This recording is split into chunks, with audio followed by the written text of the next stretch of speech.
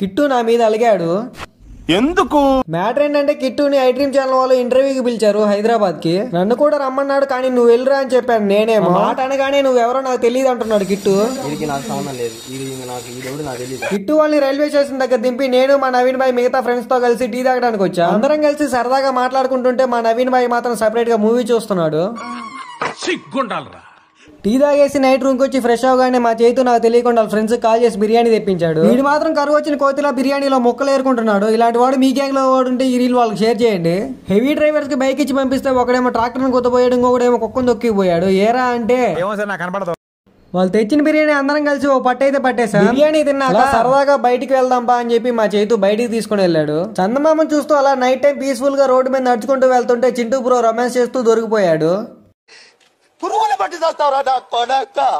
Chintu బ్రోకి congrats చెప్పి మేము room కి అయితే వెళ్ళిపోయాం. మీరు కూడా వెళ్లే ముందు లైక్ చేసి ఫాలో కొట్టి వెళ్ళండి.